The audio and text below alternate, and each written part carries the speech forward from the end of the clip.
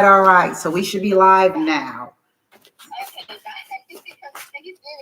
Okay, okay.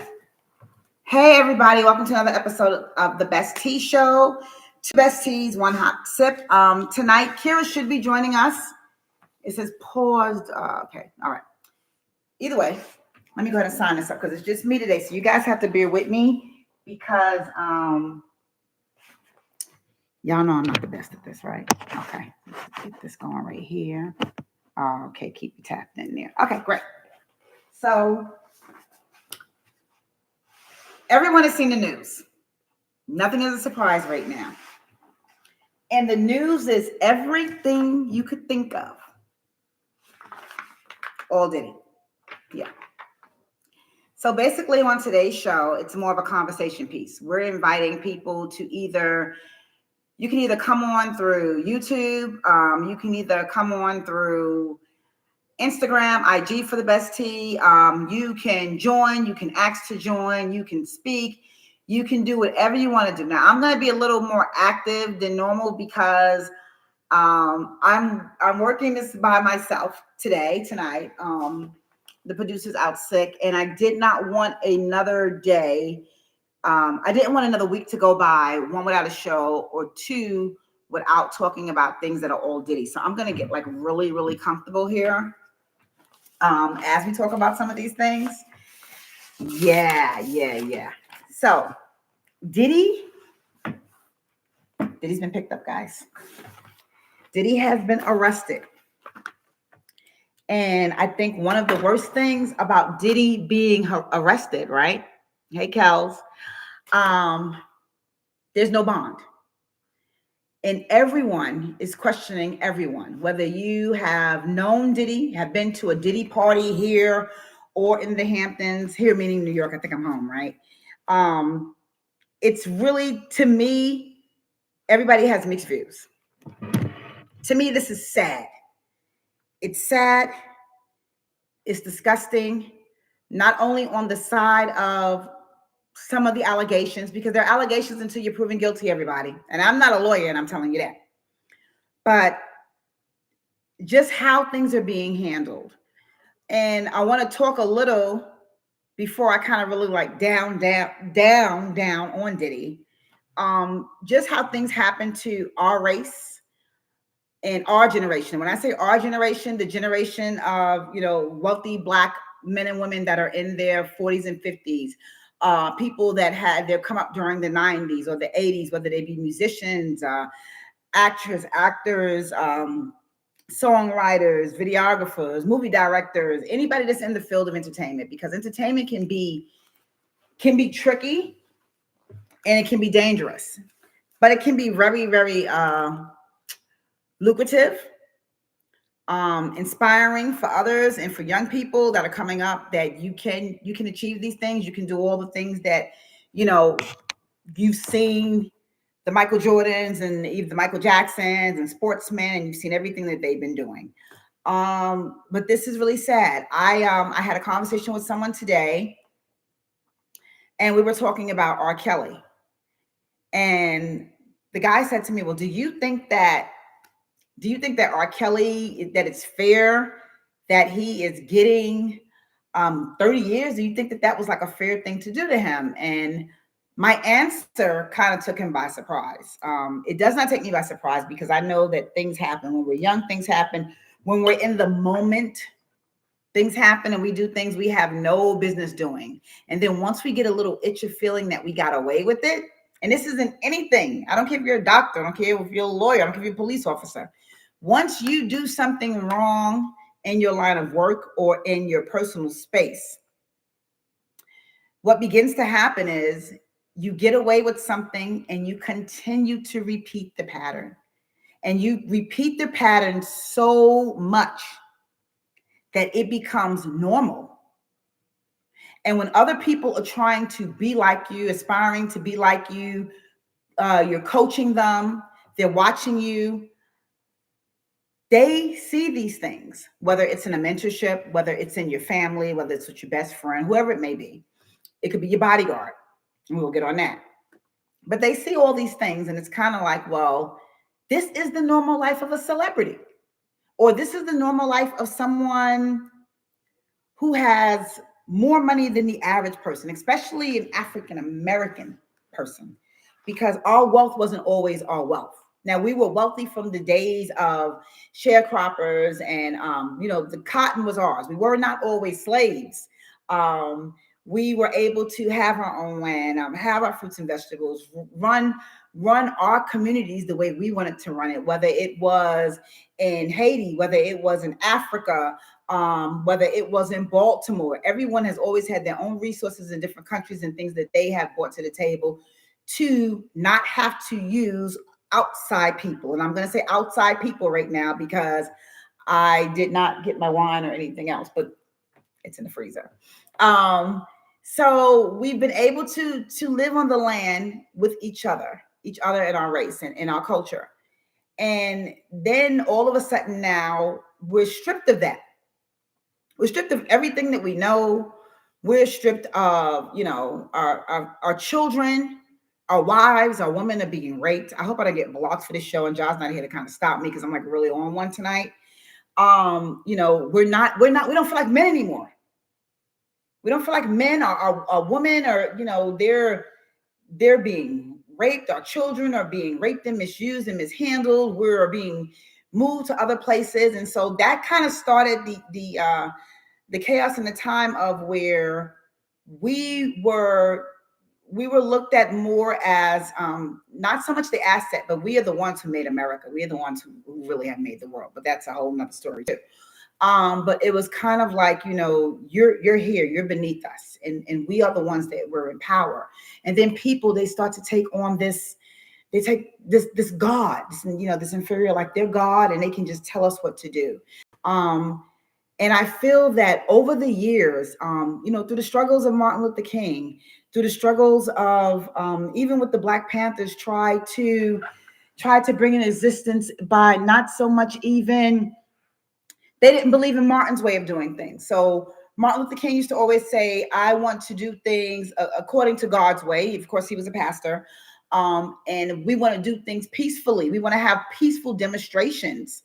And we want to show them that we're not a violent race, that we are a lovable race, that we just wanted to be treated equal. Okay. Well, that didn't happen around the time that, Martin was really pushing for it in the 60s.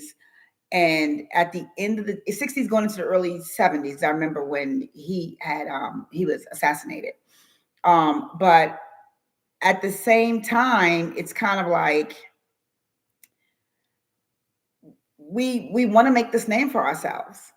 So now time goes on, and we're giving rights that others have. We are having Black Wall Street. We are buying from each other, taking care of each other without the need of going to the bank of someone else, but kind of building our own banks in our communities. And Rosewood used to be one of the most the richest place that you could actually, you had your land, you weren't sharecroppers. You were sharecroppers, but you were also owners of your stores. You were owners of your horses, your land. You were the resource, and you had too much power then. So what happens? They start hanging people. Rosewood's no more. And it's kind of like every time we kind of get up there, and I'm building the story to the point, we are shut down. Something happens. So we had a break for a while. And when I say we had a break for a while, because I'm sorry. And I'm a Christian, but I don't think we'll ever be free of racism, because it is something that is bred in people. And there are so many people that are against what's right, that all they do is create wrong. When I see young men now go into the schools and they're bringing guns, and and all of a sudden now they are killing students and teachers. They didn't just wake up because they didn't have the teaching of doing this. It had to come from somewhere. It has to come from the things that are going on in your homes. It has to come from your ancestors. My grandmother catered to my grandfather, Pete, for many, many years, and he was 15 years older than her. And the crazy thing is, every morning she had a routine, and her routine was I have to make this boiled egg. I have to make him tea. It was certain things that she had to do, but that had to come from somewhere from her ancestors on how you treat and take care of your man, take care of your house, and take care of your children. We don't do a lot of that anymore. So when I say that we took a break, I want to go back to that. Took a break in the sense of we start to now, we're working for record labels. We're working for we're working at St. Jude's, and we're the first Black doctor there that's coming up with the research for at the Children's Hospital for children's cancer. We are becoming doctors. We are becoming. It took a while, but we became judges. We are becoming legislators of law, congressmen. We had our first Black president. We will have our first African-American female president coming up in 2025. I just said it and it's done. And when I say, are you there, God? It's me, Monique. He normally kind of listens and chimes in. Or chimed in on everything except her husband. But anyway, I digress. But I also say that to say, as we gain leverage and as we gain power, people don't like that. I don't know if a lot of you had looked back when Diddy had a party at his house. This was a big event he had, I want to say maybe a year or two after Kim Porter had passed away. And he had everyone from, oh my God, every Black billionaire you could think of. If you wanted to meet someone, if you wanted to be around money, if you wanted to get ideas, if you wanted to know what success looked like, it looked like that day. So you had the Jay-Z's, you had Swiss Beats, you had the Kevin Lyles, you had all of the big time people in tech, African American. And he made a speech. And in the speech, he said, basically, all the wealth that we have here, all the ideas, all the positions, and all the power that we have right now that you're seeing, we can change the world. We can change history. And that speech went viral, but it went viral for the right reasons, for all you entrepreneurs and people that are really getting out there and saying, I'm not going to tie myself down to a company for 20 years or 30 years to get a pension, or the pension to be taken away, the 401k to be taken away. It made us be workers of ourselves. It made us get out there and work for what we felt was going to be best for us and our families and make good money at doing it. And that's why you have young people in the Gen Zs and millennials now, they're not working one job. They have 2 and 3 jobs, two and three careers, 2 and 3 degrees. They're very educated. When he made that speech and everyone saw it, there were people, I like to use the word people. At work, I say people that were watching this. And while they were watching, it was kind of like, and I can be frank because Jaw's not here today, this nigga has too much power. He's telling them what they're already doing. But if they put all of that power, if they put all that brain work together, if they get together and they form something where certain people are not needed, if they form their own government, if they form and they push the next president out and they come up with their own wealth will. And what a wealth will is you don't need to go outside of your own race or your culture to get the knowledge or obtain the funding or anything that you may want to do. People are going to have internships that you're not going to have to pay for, education that you're not going to have to pay for. It's going to be free. We're going to be bringing people out of the foster care systems and young Black men and giving them skills. I'm not saying everybody wants to be a millionaire. They may want to be a dental hygienist. They may want to work in corrections so that they can educate young men that are there and stop other people from going into the system. I mean, there's so many different jobs and opportunities that's out here. But to other people, it looked like they could really run the world. So when you see things like this happening and you see Black Wall Street in the sense of the billionaires that we know and we see daily, and do they take advantage of some of these things? And we'll talk about that. Absolutely. Absolutely. Have others been taking advantage of it? Absolutely. I remember growing up in New York and this whole thing on with Woody Allen and his daughter, his adopted daughter. And I don't care what you tell me. You have an adopted daughter. You have 2 adopted children. I don't care what race they are. It doesn't mean you take advantage of the race because it's not what you call your superior race. And then the next thing you know, he's he's divorcing his wife or something's going on. But let me let you know something, guys. And I don't have to be in the house to know these things, but I'm pretty smart. Says my friend Angela. She says, you're crazy, but you're really smart, make a lot of sense.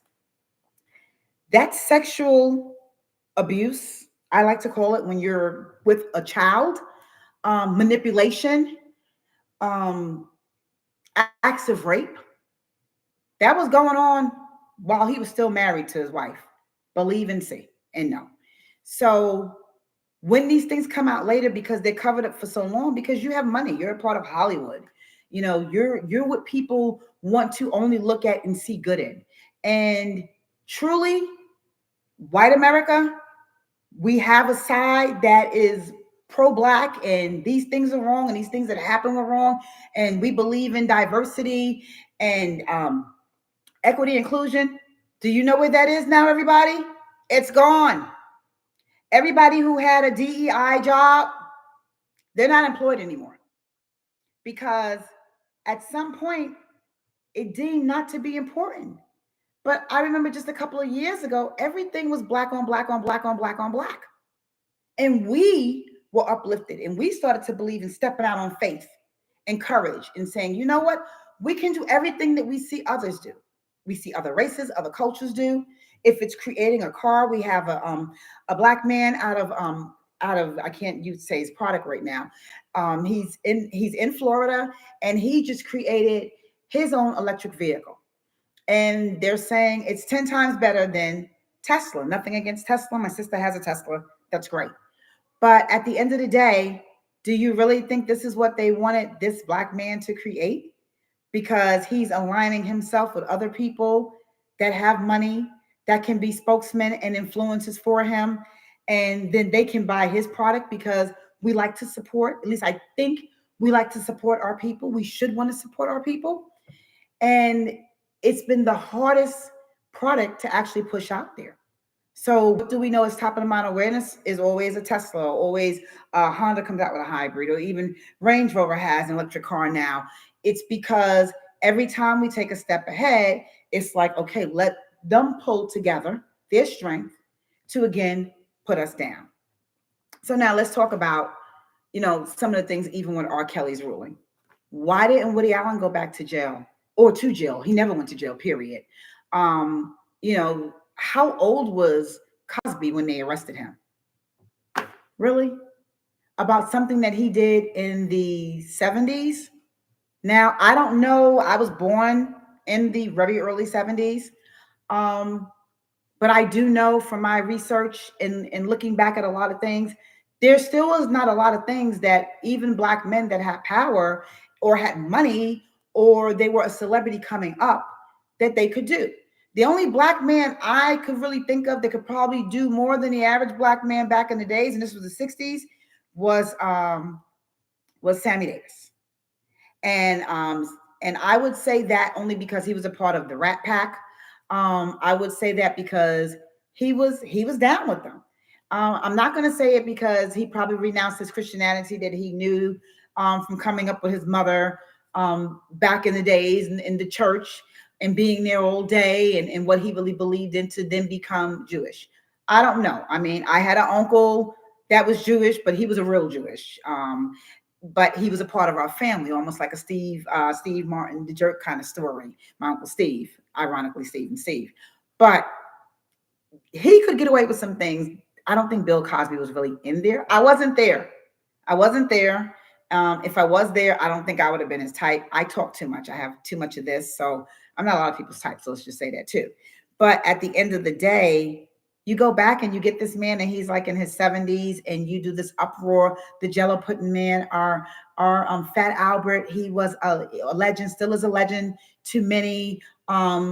First black cartoon artists, and it gave us something to look at that looked like us. And when I say look like us, he could have did something that looked more glamorous. He could have did a cartoon that wasn't uppity, kind of Beverly Hills Billy type black family. No, Fat Albert was fat, baby. There's a lot you probably didn't know about Fat Albert. Fat Albert probably had diabetes and everything that came with it, okay? And then you had his friend. He talked a little slow. These are things that are in the inner city, high density black areas. We don't want to admit it. It's there. There's going to be an undeveloped area, lower class in every city you go to, every state you go to. I don't care how much you clean up a downtown everywhere you go. Poverty is somewhere there. Homelessness is somewhere there. In some of the cities that have the most money in the world, it lives. I would love to say it's going somewhere, but I'm going to say it's not going somewhere because we're so busy allowing other people to come into our countries instead of taking care of what we have. A quick analogy for myself, what it would be like is I'm so quick to go buy a new piece of furniture or a new dress, and then I have things that are old that now you can just change things with accessories and wear them. Take care of what you have in your closet and what's in your house and what's in your backyard before you go out there and start bringing more shit in. So that's a personal note to myself. So when you look at some of these things that happen, like a Bill Cosby, and he's bringing reality into something, how fast did it take that I guess they couldn't get him down? But the truth of it is, and I'm not gonna out the person that I had the discussion with even earlier today at work. Bill Cosby was getting ready to buy into NBC, whether you know it or not. He was getting ready to make moves to put himself in a position so that others could see we can also own our own networks like a BET, but we can buy into our major networks because we have the money, we have the connections, we have the knowledge to do these things. He put out the Cosby Show.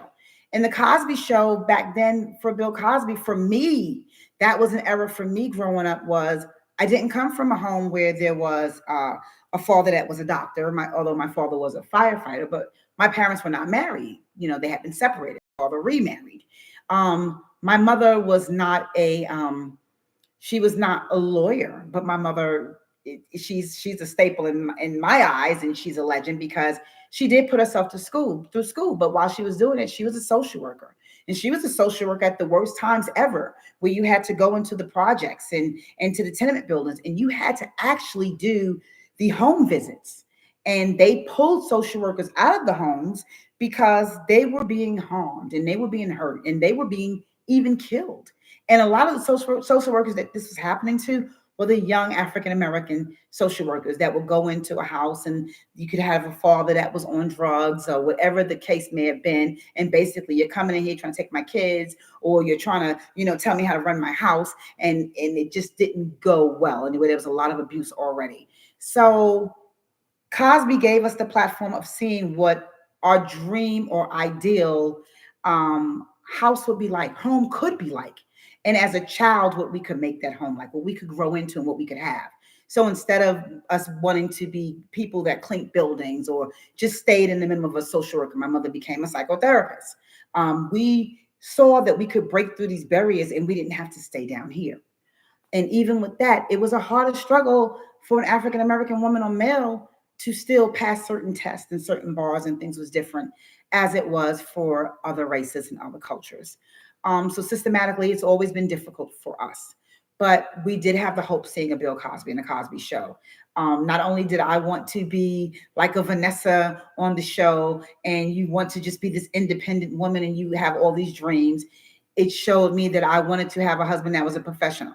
Nowadays, it's kind of like we think it's cute to be with a rapper or be with someone that sells a lot of drugs and makes all this money, but the future is dim, or the future is not there at all, because you're not going to make it that far. So roles have changed. He gave us hope. Do I think that he should have gone to jail? No. Bill Cosby, absolutely I don't. But that's my opinion. I'm not saying anyone that's watching today or anyone that wants to join with me, you're welcome to come on Instagram, on YouTube. I'm not saying that I am right with everything. But at the same time, I'm not saying that I'm wrong, if that makes any sense to you. So R. Kelly, let's talk about that for a minute before we get into the whole Diddy isn't Diddy or Diddy not. R. Kelly, I've met R. Kelly a couple of times. I've been in his presence, in his company.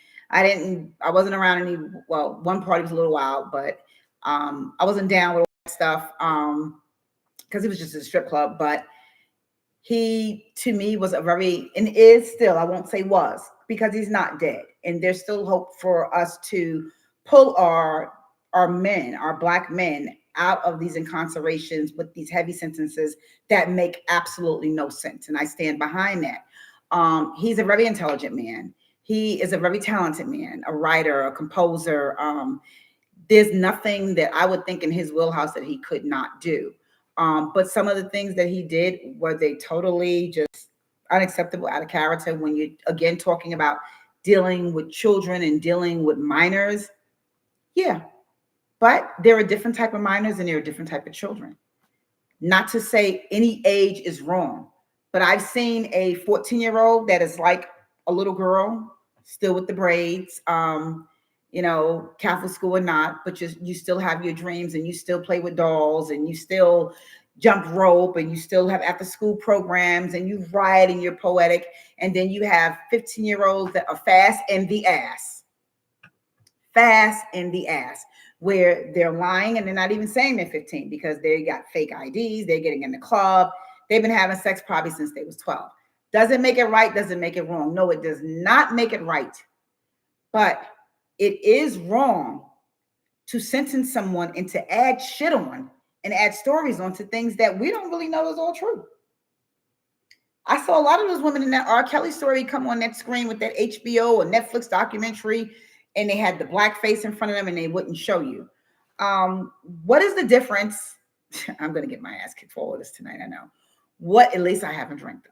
What is the difference though? Okay, so we have a R. Kelly and you're lying about your age or you're trying to be with him or your parents say this can help your career. What is the difference in a young lady that's doing that and then R. Kelly's taking advantage of them, as opposed to men that we date that take advantage of us? The situations that we put ourselves in that people are totally taking advantage of us. The abuse that we have to adhere to in relationships, that some of us don't make it out of and don't get out of. But those of us that do, are those men in jail for life? Do we ask that they get help? Some do, some don't. Do we give them 30 years? I don't know if that's solving it. I don't know if that makes sense to me. And it wouldn't make sense, God forbid, if it was one of my sons or nephews or cousins, because everything that you see in social media, and social media is a nightmare, but we're going to use the social media tonight to talk about this. Everything is not what it is. It's just, I see it, I live it. I'm in media for a living, 21 years, and a lot of things are truly not what we deem them to be. And with gossip and people adding to stories, it just makes it worse and worse and worse. I just don't think that he is guilty of everything. Now, the pissing and all of that stuff, that's there.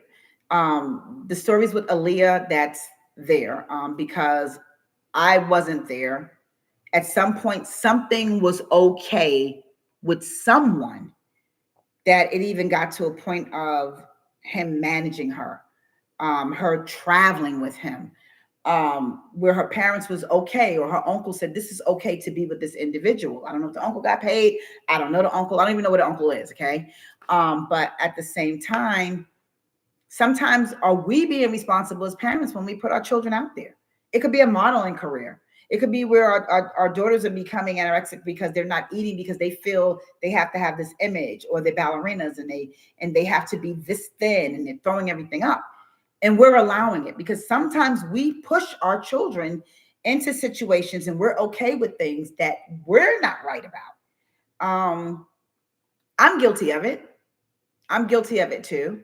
I wanted my son to be a firefighter so bad for my father's namesake, who had complications from 9/11, that I felt like, I need you to stop being in media. I need you to stop doing all your dreams and things that you want to do and being a clothing designer. And I just need you to do this because this is a good job. This is 25 years of pension. You can take care of your family. And he didn't want to do that.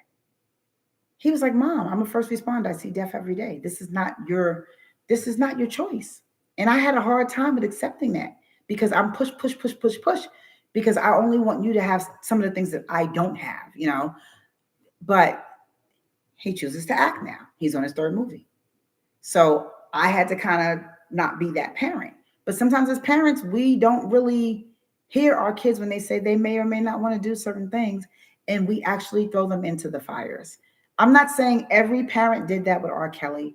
I'm not saying that every situation with R. Kelly is something that was not forced upon these young ladies, but manipulation plays a big part in everything that we see every damn day. Almost in every relationship, we use the term now. We don't even want to call it manipulation now because we hate to think that as adults, as women, as men, that we are just so green to everything that we don't realize when people are taking advantage of us. We don't realize when people are doing things to hurt us. We do, but we have a blind eye to it because it's like, oh, this really can't be happening. Oh no. Oh no, I know he said this, but he really doesn't mean this. I know she said this, but she really doesn't mean this.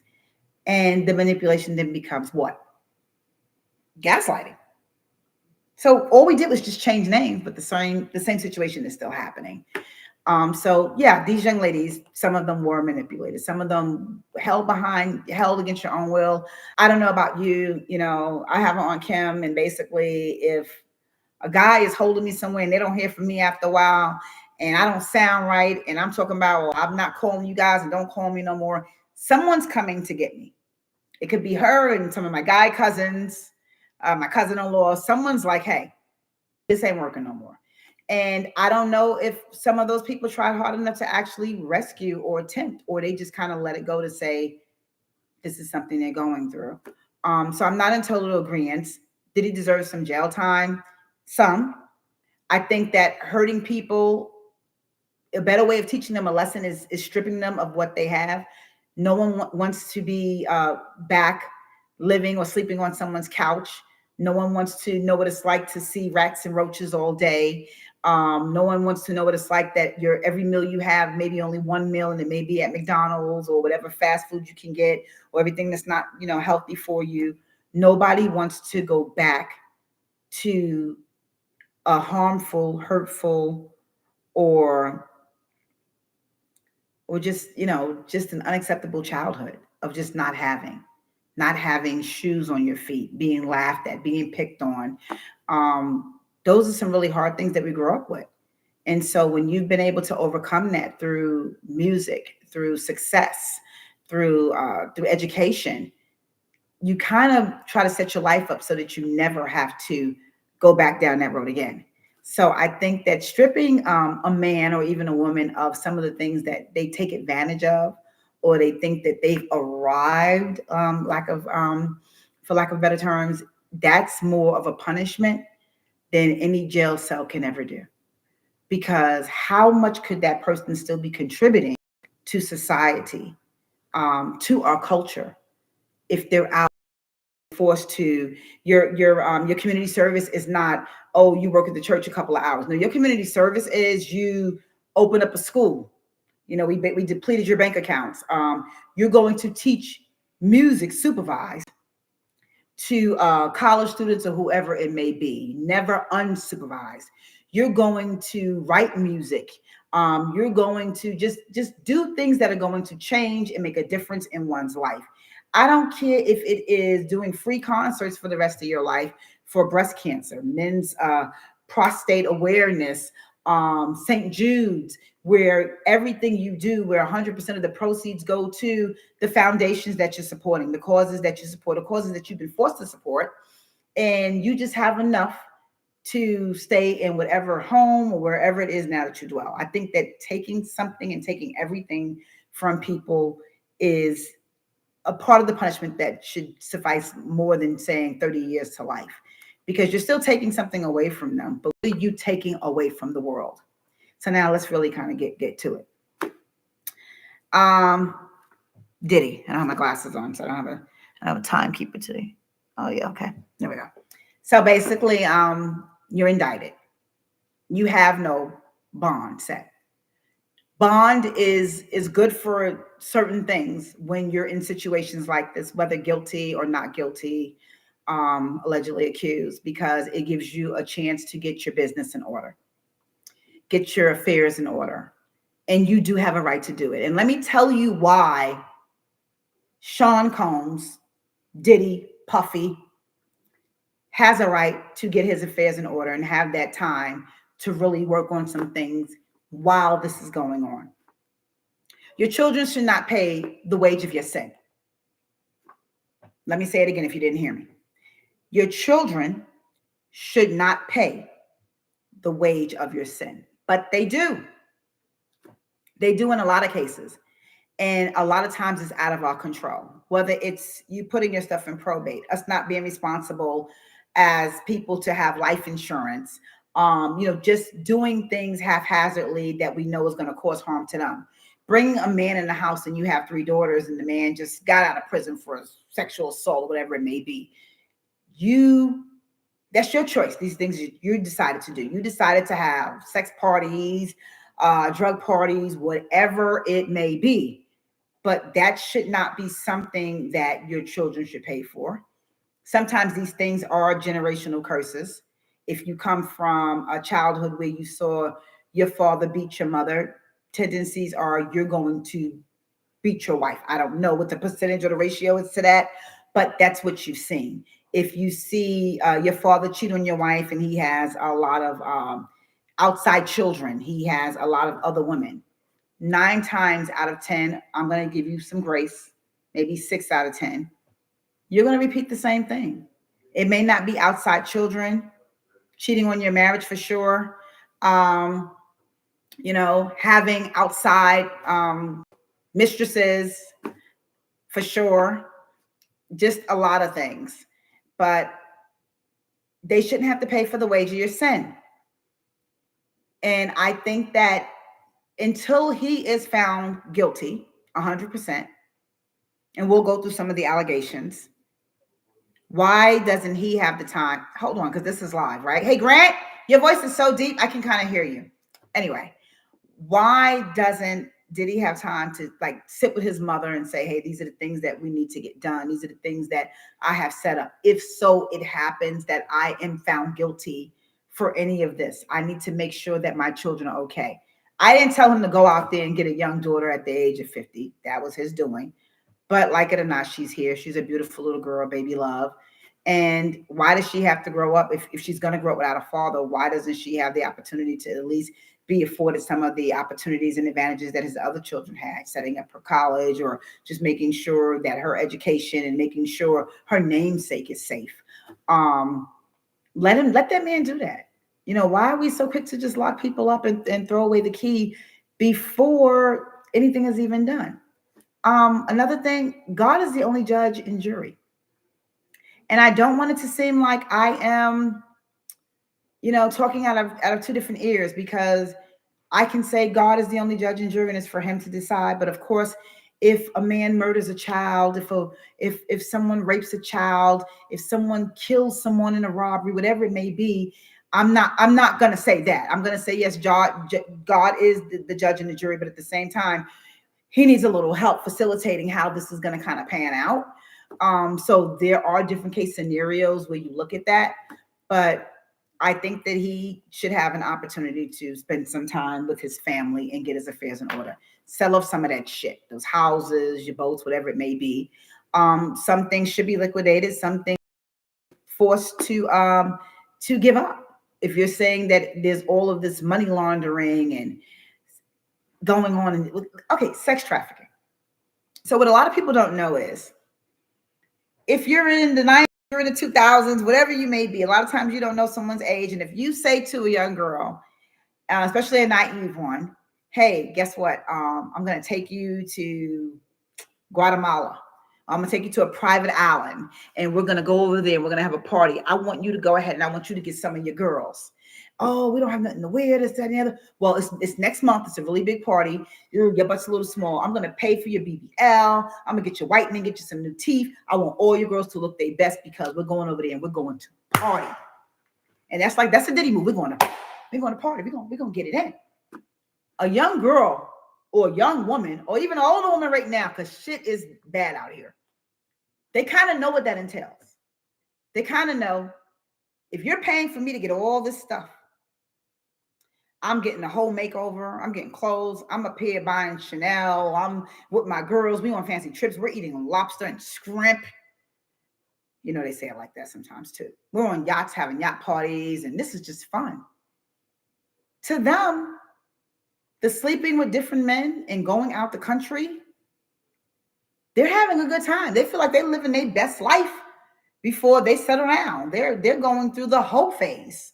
I think every every generation has gone through some type of hoe phase. Okay, the whole phase back in the 90s, Kiwi, join. The whole phase, she may not want to talk about some of this stuff, but the whole phase back in the 90s were basically we hang out and you did not sleep with the whole room of men. You didn't do that. At least I don't know if it was going on. I didn't. Well, I did see one time that I busted someone and it was happening. But basically, you may have been passed around, but with your pass around, with I gotta add her in, okay?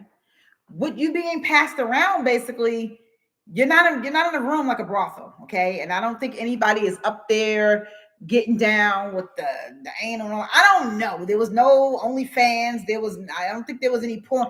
Kara, I don't think we had Pornhub back then, did we? Oh, we didn't have. Is it fans only or only fans?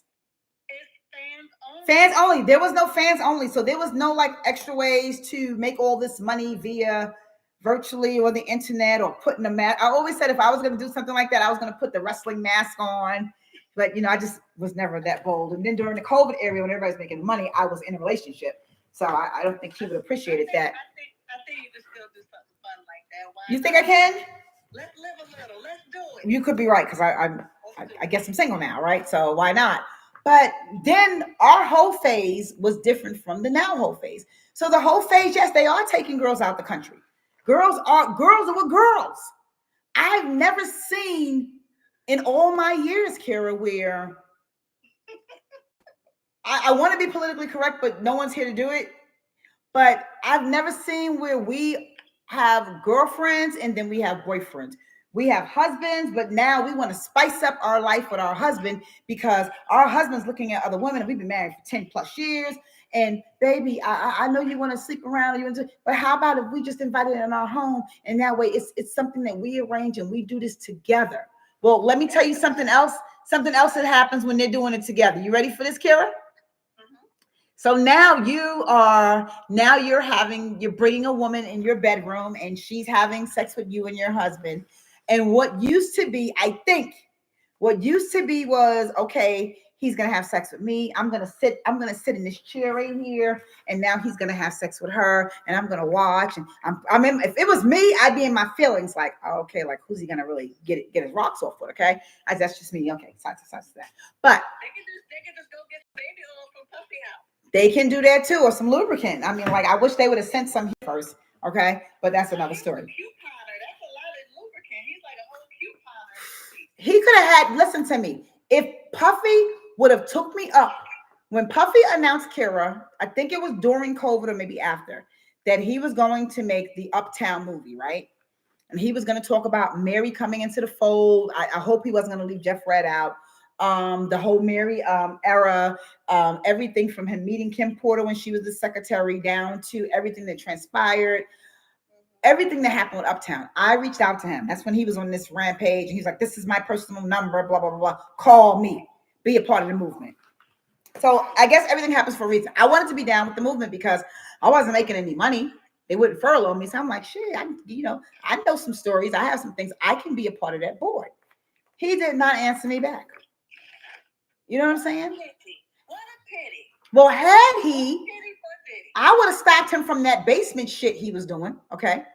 And I would say, oh, you like to have sex? Well, how about you get that non-disclosure, that agreement, non-disclosure agreement, yeah, and then you do it with Puffy.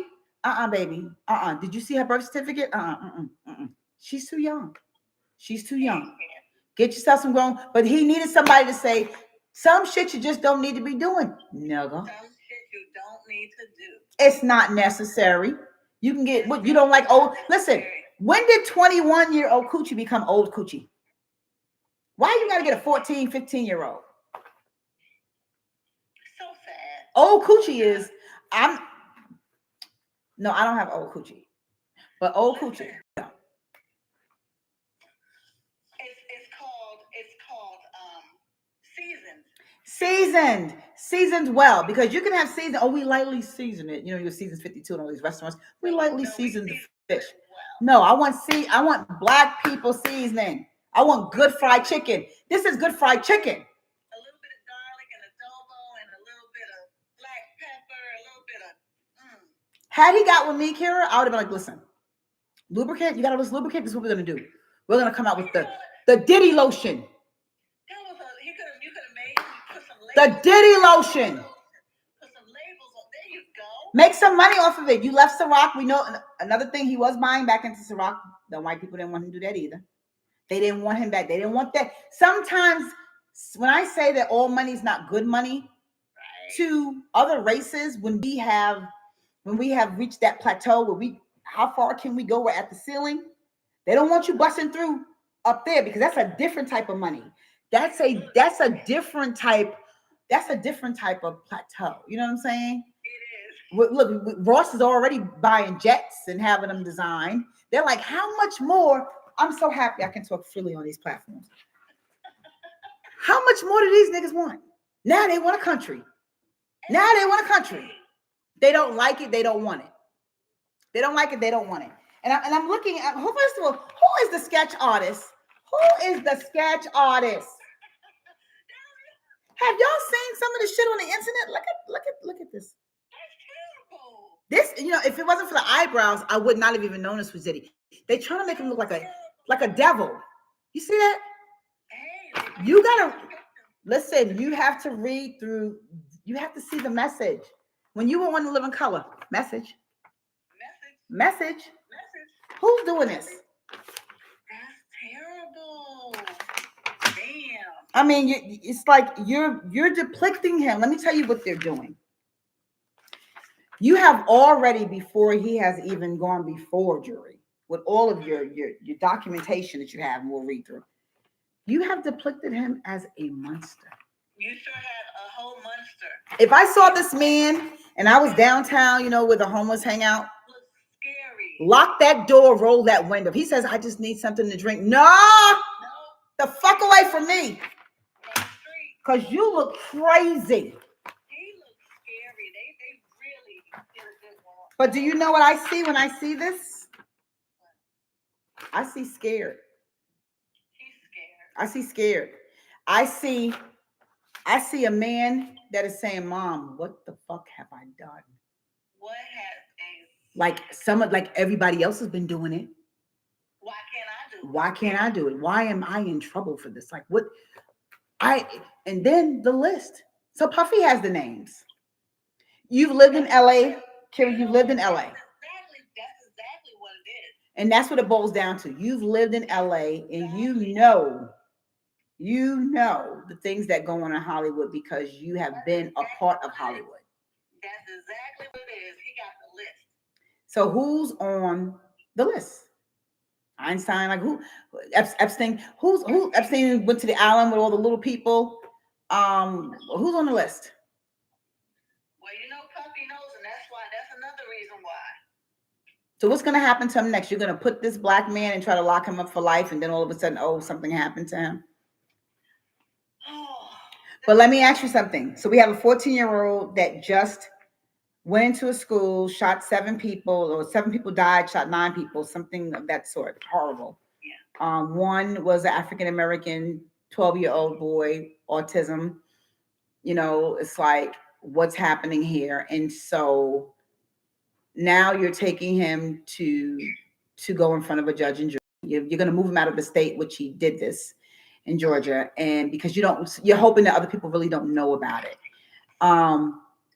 What is the chance that you're going to say that he is something mentally wrong with him and he needs to get help? And I mean, do you want to bet money? I don't have any money till next month, but what's the chance that he's going to get maybe 5 years, maybe 10 years, maybe something, but then in the mix of that, you're going to rehabilitation inside of a facility? Yep. That's the problem. They get rehabilitation. Like they are like, it's okay, make them better, but they're still cuckoo nuts. Like they're going to be cuckoo nuts forever. Rehabilitation for them, but don't in jail for somebody else forever. Another thing that I feel is a disparity that's going to hurt him. The judge is a white female. Great. White female, everybody. So now let me tell you. I would thought going to Red Zone back in the day and this little guy begging people to come to the club, this would happen to him. I would have never thought. People, if you want to join, if you want to come on Instagram with us, talk with us. We appreciate everybody that's coming on, but we really want to hear from you because we have been in the mix with this young man from a different side of people on the outside. So yes, some of the allegations are sworn to be true, and we're going to get into that. But then some are not. I mean, Kara, we spoke about maybe 2 months ago about the Cassie tape that came out in the hospital. Oh, Kelly says that we're vintage. We're vintage. I like that. I want to use that. I'm vintage. I like that, yeah, this is all very vintage. Yes. Hey. Hi, Chrissy. Hey, Chrissy, we love you. Chrissy, you were just like spending time in the Hamptons. This is Chrissy from Jones and Rose. She is our African American black woman. She's bad to death. Let me tell you about this black chemist. She's amazing. Look at this. Look at my Jones and Rose right Listen, here. Speaking of Jones and Rose, Diddy could have went to her and turned that lubricant into something and made some money. What's this one, Chrissy? Ooh, pink petals. It could have, the pink petals could have been the lubricant for the women, and then we could have had like a Black King or Black Knight for the men lubricant. There's so many things that he could have did, but we're looking at this, and we saw the video with Cassie. That was horrifying. That was horrifying to watch. Whether he was on drugs, off drugs, I don't think alcohol lasts that well to the next day. I don't know, but it was really bad to see that he was that violent, and no one is saying that that's right. And as he came forth and said, it was a time in his life, not to make excuses or an explanation for it, but just basically he was not thinking right and he needed to get help. I'm sorry. And today, everything is popping up on the internet about anything he's done, like any type of video. He has a video of him at a party in London showing like this white dude drunk and slumped over, and him saying how this is what happens when you come to a Diddy party. You never know what's going to happen to you. So, like, he's been discrediting himself the whole time. Well, he's made me think a lot about wording and how I give parties at my house, because now I'm like, people have had a really good time here. We've had celebrities come through, and they've made comments like, you never know what happened when you go to a blue party. Well, you know what? Maybe we should stop the parties now. Let's reword that. Yeah, let's change. Like, you never know what cookies are served or what the food's going to be on the menu or who's the chef, because I don't want none of that attached to me. But when we talk about criminal activity, sexual assault, sexual trafficking, we spoke about how even if you agreed to go because you took a minor out of the country, that, my friend, if you're not educated and you don't know, is considered sex trafficking. Even if you bring them back, you took them somewhere, you trafficked them to another country to exploit them for whatever your means were sexually. That is also a part of sex trafficking, willingly sex trafficking. So I don't even know how you can call it sex trafficking. I don't know. But what about the dude that what about the dude he just paid, what was it, 24 million or some crazy amount of money? The dude the other day that said Puffy basically raped him 20 years ago? Was that the musician? No, that wasn't a musician. No. And so Kira, that's another thing that really bothers me. How many people are going to, and if we get clicked off, everybody, we'll be back live. We'll be back live right away on Instagram. How many people are now coming up and just making up accusations that he did something? It's going to be a lot. It's going to be a lot. Remember when Mike Tyson had, and that was a lie. That was a lie. It was with the beauty queen that Mike had raped her after they went to dinner and had some drinks, and she went back to the room. Now, I know someone that personally dated Mike. I've been around Mike. Now, maybe his friends would have raped you because they were all pieces of shit. But Mike wouldn't have did that, one. And two, we're impressionable young girls. If Mike Tyson asks us out and we just won a beauty pageant and we're having dinner and we're drinking and partying and getting intoxicated, what do you think was supposed to happen when you went back to the room? At 3, what was it, 2, 3 in the 2, morning? 3 in the morning. And I just told someone, sometimes we put things out there and we think that they're innocent, but people have intentions already set. And although you can't control the intentions of other people, you can control the intentions of yourself by not engaging in it. So after the party, many times I've gone out and I've had a great time. I'll tell you, before Idris Elba was married, everybody knows I had that, time with him and that great fun evening of partying, drinking. And then when it came down to the hotel stay, it was a no.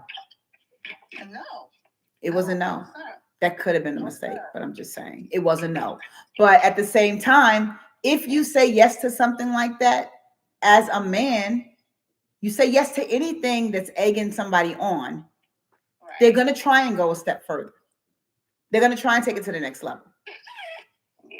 And a lot of times we as women, I'm not just saying black women, we go through this yes means no, no means yes. Kara, I don't know about you. I don't know if when you've dated before marriage, if you've ever been in a situation where you tried to play hard to get on a date and you told the guy, no, I don't want to do that. No. And then it's like, oh, yes.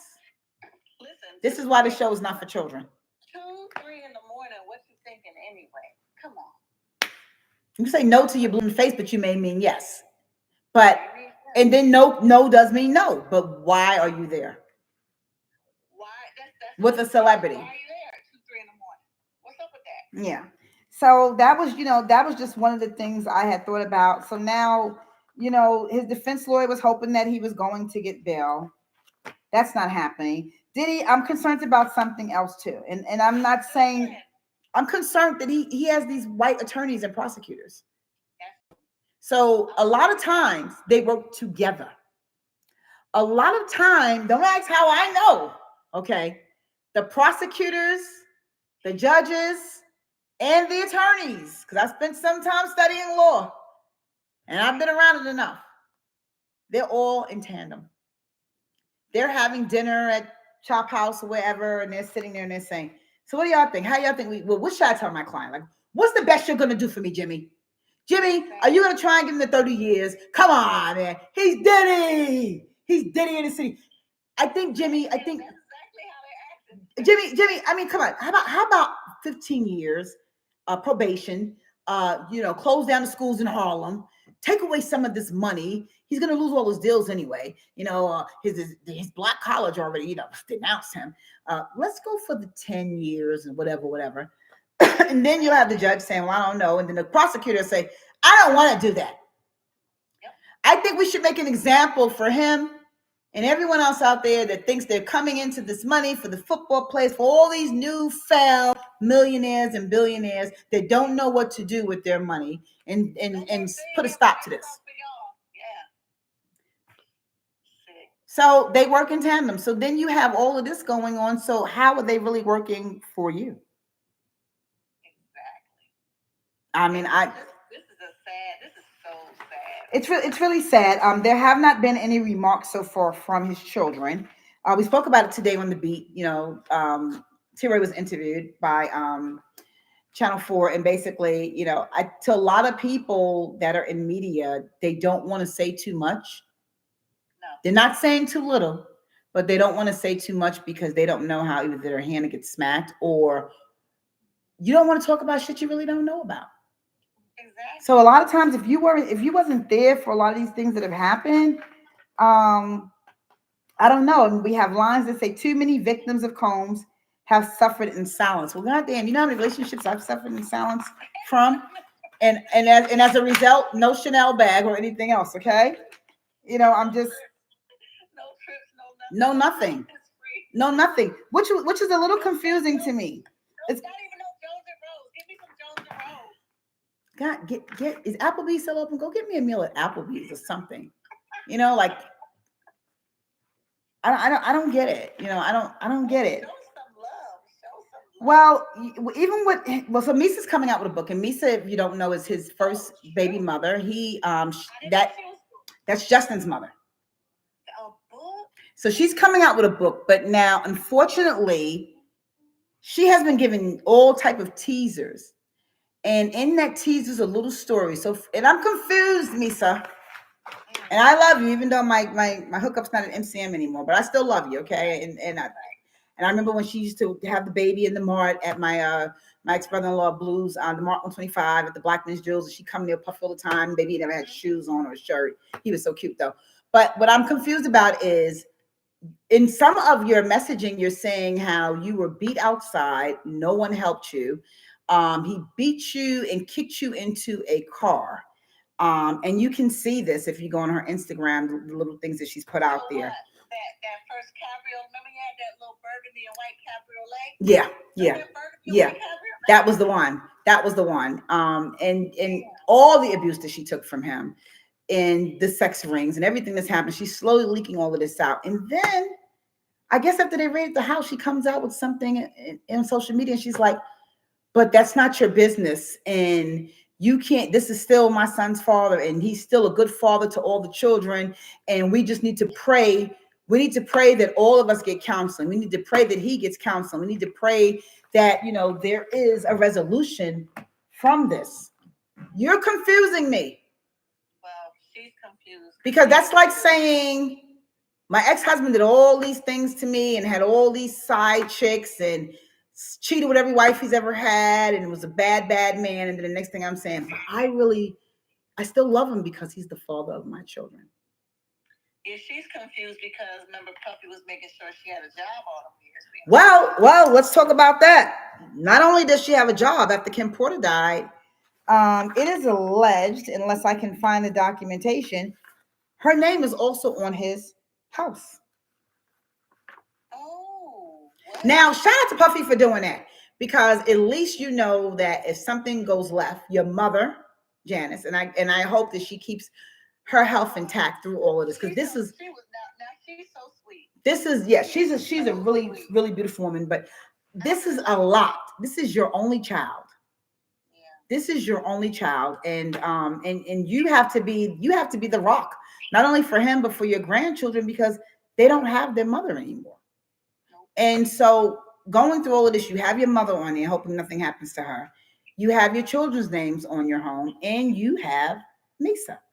Now, whether he added his other daughter's mom to it, Pumpkin. I don't know if he added her, if that was another name that was on there, but probably so. Whether he added Love's mother, I doubt it. I don't know.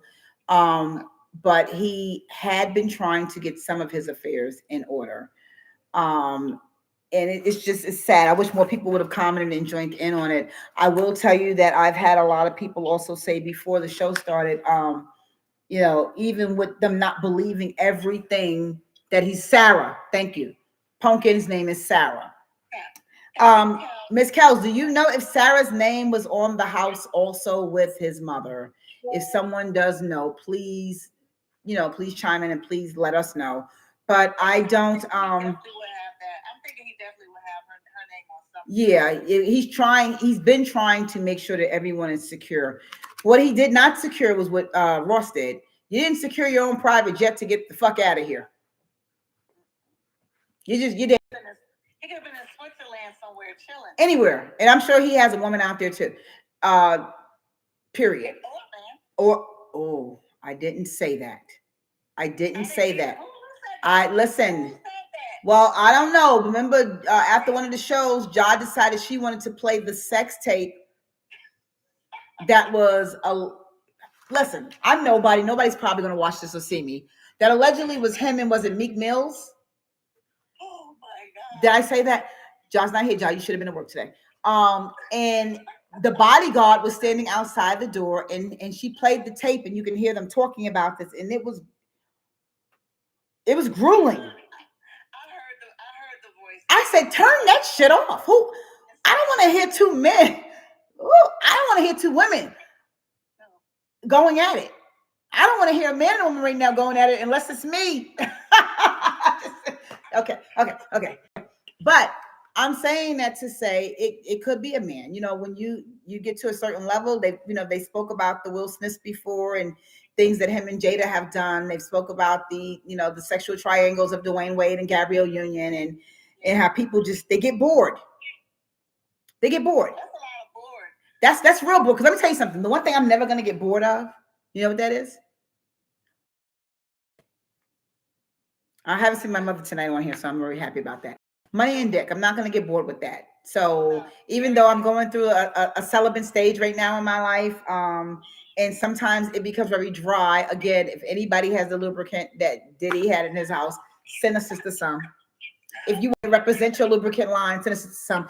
Chrissy, if you're still watching, this is something that you and I could do because I'm launching a big singles event coming out in December, going into the new year for New Year's Eve. So if that is something that you're into, I mean, hey, but I just think that if he want, but you know what? These days you can be with whoever you want to be with. Is it pansexual? That's what Wayne Brady just came out with and said. He's a pansexual. Wayne Brady, but going back to the lubricant, how much do you need? Like, did he give one out to everybody? I think, like me, I think Puffy likes to give gift bags when people leave the party. Party favors or something? Listen. What's the first thing I say when we're going to a party? What am I getting? I was at I will tell you, and John will post a picture. So I was at Moneybag Yo. Don't judge me. I was at Moneybag Yo. I only know a quarter or two lines of one of his songs. I can't tell you anything else. All I know is I just looked at my wrist or my watch. I have time today. Fuck it, I'm drawing the line today. And I don't know this. I don't know this. I don't know nobody. You can something. Okay, anyway. So that's all I know. So I was hyped up to see him with this one song because our sponsor from C2 Digital, Carrie, decided that she shouldn't have drank that night, that she was going to buy the VIP box on the stage with money up. Money back up. So we all get there and we go, the owner's yelling at me because I'm coming. I'm like, yeah, I'm going to see him. Get out of my way. And the people in, I ain't paid for shit, but I'm the one telling everybody what to do. So yeah, shout out to Fat Boy if you're still mad at me. But so we get in there and, it's always like the little groupie scene, of course. But this guy did not want to be bothered. Now, I will tell you what he did. He did have his own entourage of women that came in. I guess he wasn't into MILFs that night. And so, but it was a show and that was that. So I'm just saying that things. I don't think he needed any lubricant. I don't think he did either. But the first thing that I did notice was that we didn't drink all the bottles. So I'm like, hey, y'all you're gonna leave everything on the table? Like, what are we getting? Is there any food? Like, what are we taking? But I want to get something out of every party I go to. Hence, if you invite me somewhere, Diesel, love to come to Detroit to hook my son up with his acting, but also to go to one of your great parties. I gotta leave with something. So yes, Diddy was giving out the lubricant. Now I don't know how I would have received that gift then, but yeah, you get one and you get one. Now I will tell you this. So Martha Stewart has gone to a lot of his parties, okay? And so she was at his 25th birthday party, which was an absolute great birthday party. CL Smooth was there. Biggie was there on stage. Little Kim was there. Everyone you could think of that was a who's who in the city and was at his 25th birthday party. And I just, it's just crazy because those things was fun. But now the fun has turned into tragedy. What has it turned into? Then when Justin's when he first opened Justin's in New York, Trump was there. Hey, can I get that wine that's in the freezer right there in the glass? Thank you. Trump was there at Justin's. At the grand opening. So I think this is really going down. Another reason? Trump's on the list for sure. First of all, Trump taught them all how to grab pussy. No, listen, I just saw another old internet clip of Trump and Diddy having a conversation about you can do bad, but as long as you do it good and make sure you don't get caught. So, and that was a long time ago, this clip. So, but getting caught is in the freezer. Getting my assistant today is no other than Grant Blue, who doesn't like to be my assistant for anything, but he'll get over that. Don't talk to my nephew like that. He's like, I can't take it. But Yeah, so the main thing with Trump is always, if you didn't see me do it, if you really don't have the proof that I did it, you could have a picture of it. You could have his hand in the crotch right there. In a glass, please. And let me tell you something. He will tonight's drink is Rico Peach Moscato. No, a couple of Ricos. But if you did not, if I'm telling you, if you can't admit it, then Trump is like, I didn't do it. I didn't do it. I didn't do it. I don't know what it would take an act of Congress for someone to actually, for him to get caught or to be guilty at something. And are you going to give him time? You know, the women that he's groped and sexed and done things to and probably molested with tools and shit. You know, I'm just saying because he looks like the type that he's past ED, erectile dysfunction. He's past the lubricant even working. You know, we're looking at the orange hair and everything, and it's flapping off, and there's not that much pink cocaine, blue cocaine, or white cocaine that could make me want to sleep with him. And I'll be really honest with you. There's not that much money, and I could use some money right now. But yeah, I like money, but I don't think I like it that much. Not for the some things are for the price of your soul. All money's not good money. So you know what? Puffy probably got a lot of this from Trump, and Trump's name is on the list. And Trump is like, hey, I got enough shit against me already running for office. Don't you fuck it up anymore. You know, all of this is always some type of, even though shame on you for doing wrong in the first place, but there's always a setup. It's always a reason. Setup. And so, do you think that we have a target once again? We've always had it. It's never gone away, but we've had a little leeway and autonomy for things that we can accomplish, we can do, we can buy. Do you think the target is coming back on? And I know I'm going to get too deep for everybody that's watching right now. And I know you guys like for me to be silly or have a little antic to it or something that's funny, but I think that it's a target on our black men again. That's always it. Because let me tell you why. Another catch to that. So marijuana is legal in a lot of states, right? You go to New York, everybody is smoking. That's all you smell. They're delivering your food on a moped, getting ready to hit you with the car. And it's like traffic everywhere, but they got a joint in their hand because it's legal. It's something the police can do. It's just out of control in a lot of states. It's been like that in California. So let me tell you about the government. The government will find ways to find more ways to get money. So if you make drugs or if you make marijuana legal in certain states, you're taking away the money of who's really sending this shit in. Right. And you're taking the money away from white people. Okay, let's start with that. So when you're doing that, it's like, well, how are we going to get some of this money back? Everyone's out of control. Now they're selling marijuana everywhere. They're smoking it everywhere. We're losing so much money because of it. And that's why here in Florida, it is not legal yet. You know, we have an Amendment 13 that people are trying to pass. But we are in a Bible Belt state. We are in this, to me, is white America at its best. Whether it's corporately at your job and you're working for corporate America like myself, whether you know it's you and you have the freedom and right to speech. Kira, I don't know how many times because I'm now in Clay County, which Clay County is much different from being in the city because Clay has always been known to be white and white supremacy, just like some parts of the North Side are also white and white supremacy. Okay. Yeah, and so now we're kind of coming into the North Side and we're building up in the communities and we are owning these homes, and then they're moving out further into Callahan or further out into Fleming, even where I live, which is a predominantly white area, neighborhood, golf community. You know how many of us are playing golf? We're beating everybody else to it. We're all on the golf course. It's quite a few. The brothers are golfing, baby. They're retiring off those military checks.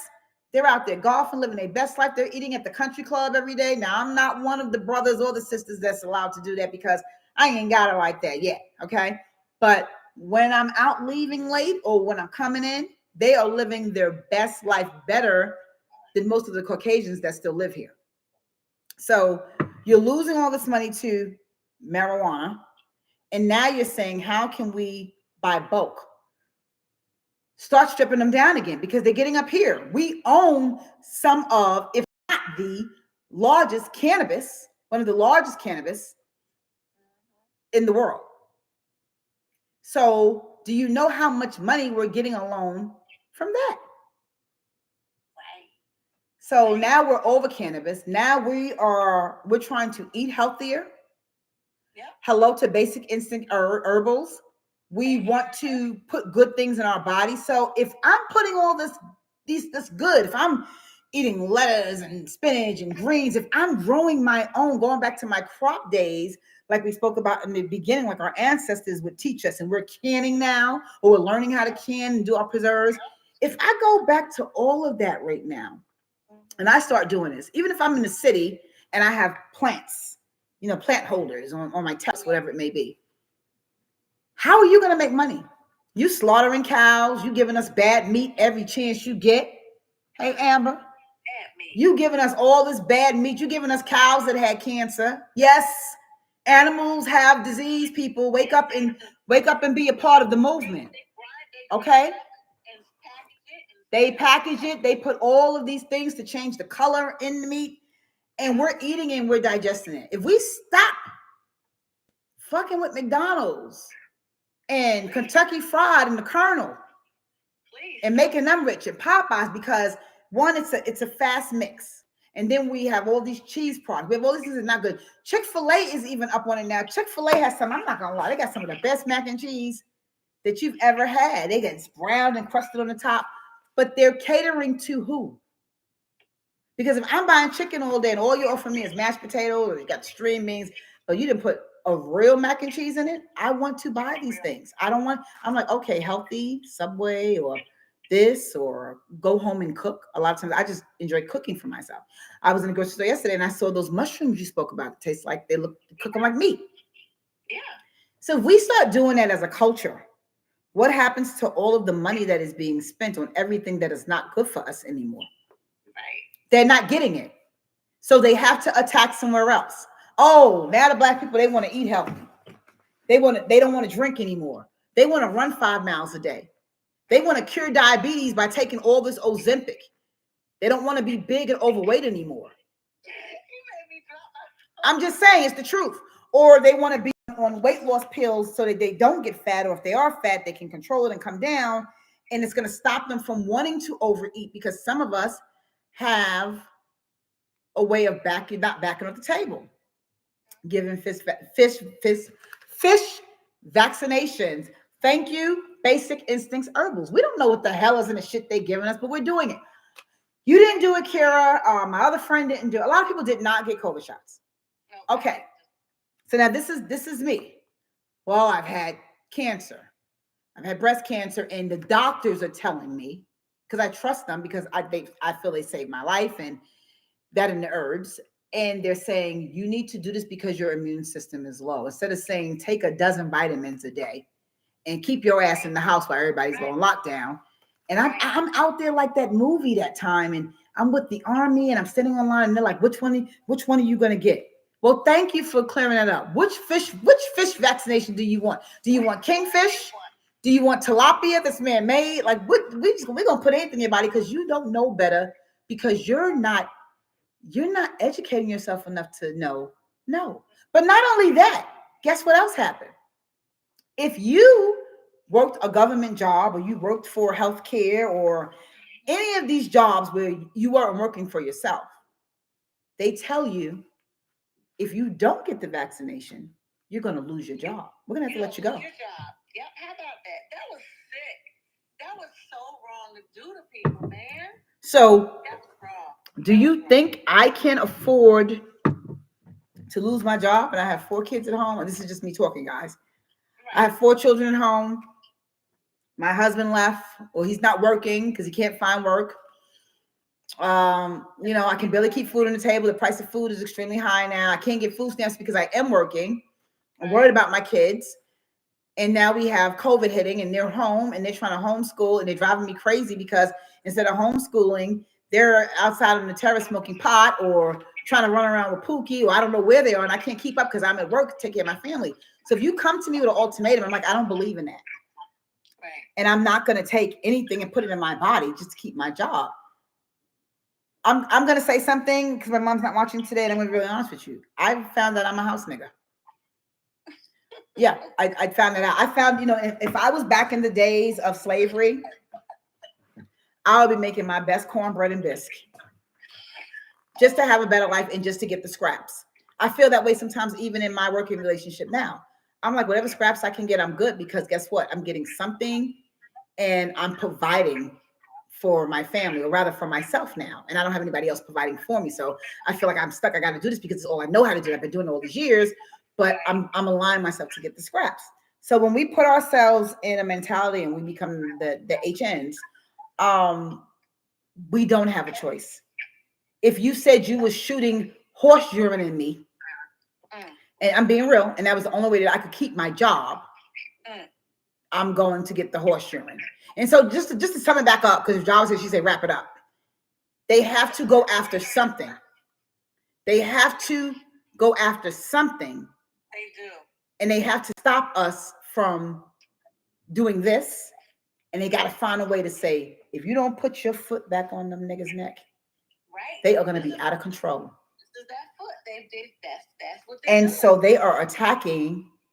I'm not saying that beating a woman up is right. I don't stand by that. I dealt with abuse. I dealt with abuse more than once. Not a good feeling at all. And it's very scary to think that you're getting ready to lose your life at the hands of someone who once said they loved you, while you're getting your ass beat apart and you're being stripped of your clothes. Okay. Yeah. None of that's a pretty sight for anyone to see. But what I am saying is that time in jail and that crime is different from blowing up a school or running in one with a gun, shooting up, right, killing kids and throwing them in the river, going in a Walmart or a Kmart and shooting it up, and then taking a gun and shooting yourself because you're a fucking coward. A coward. This is their small way of saying, don't worry about that little boy who just went to school. They want to take it off of the white people. Yeah. And again, have a bestie that's white. I work with nothing but Caucasian people. I have to go along with everything that's said, even when I don't agree with it, because this is what I have to keep a job. But at the same time, everything that you do for one, you should do for everyone. I live this every day. If you're taking care of one person with accounts and you're helping them a certain way, you have to equally give the same thing. If you make a contract for one person and you justify it by saying, well, their contract is different from the fact that you didn't have contracts back then, so that's why we're giving them 6 figures, and you're still basically, you went from 6 figures and now you're going down to this because you're not helping me equally. It's not on an equal playing site. You're getting things that are coming in and you're making sure that those counterparts taken care of, but not us. When I said not us, not me, because I'm the only us. You have to kind of look at that and you have to see, would you do this if this was a white male that was a billionaire, that had started schools in high density Black areas, poverty areas, that donated clothes, that did things for different causes just to help his culture and to help uplift, teach, educate, and empower other people of his race? Would this be the same thing? Would all his indictments be out that you'd be doing like you're doing to Puffy? No. And I mean, even his titles, NBC accused sex trafficker Sean Combs is a serious risk of flight. Now, do you think if he wanted to leave, that he don't know rich millionaires? And I don't mean just white, because let me tell you something. White is not the only superior culture or color that's out here. Okay, we have the Asian descent. We have people that are in Bali. We have people that are in Indonesia. The same thing. We have people that are in Europe. European men that he's very heavily connected to. You know, Iranian people. He's very, very well connected. So to think that everything is going to rely on, oh, now he wants to take a flight risk. If he wanted to do it, he would have did it. You don't see Russell here. Russell not coming to court. Russell don't give a damn about your Kentucky Fried Chicken or your parties you throwing. Russell said, I'm going to keep my black ass right here in Bali, and they don't give a shit about nothing but a happy ending at the end of the day as long as they get paid. Yeah. I see you have company there on our live. Does he have any comment to say? Because he's also in entertainment business. He doesn't have to put his face on. I don't think he wants to comment on that. He doesn't want to comment at all? Well, can you let him know that I feel that black men in the business that he's in are being attacked? He works for a lot of wealthy men in entertainment.